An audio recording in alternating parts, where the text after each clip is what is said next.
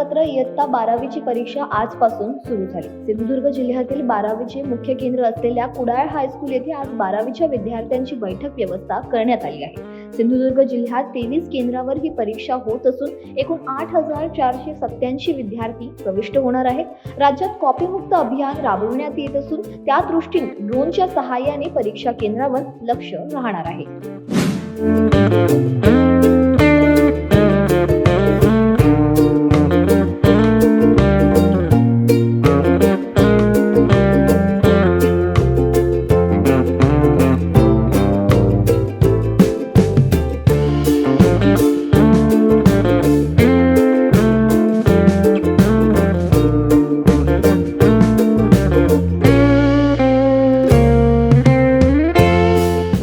आमच्याकडे 751 विद्यार्थी एकूण या परीक्षेला प्रविष्ट झालेले आहेत।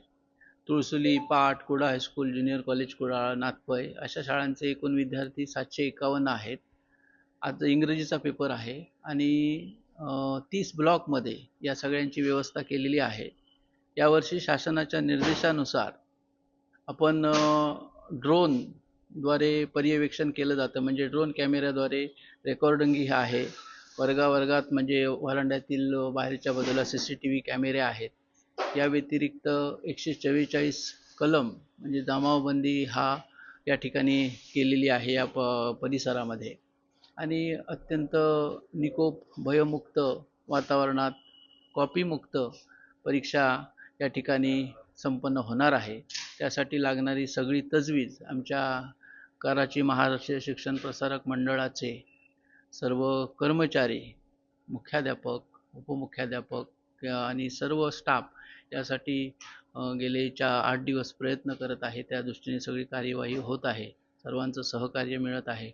पोलीस आणि तत्सम सगळे या ठिकाणी आपल्या परीने होणारं सहकार्य करतात। चांगल्या प्रकारे ही परीक्षा या ठिकाणी सुरळीत आता सुरू झालेली आहे। मी प्रवीण गणपत भोगटे, केंद्र संचालक, केंद्र क्रमांक 0851, Kudal high school, junior college Kudal.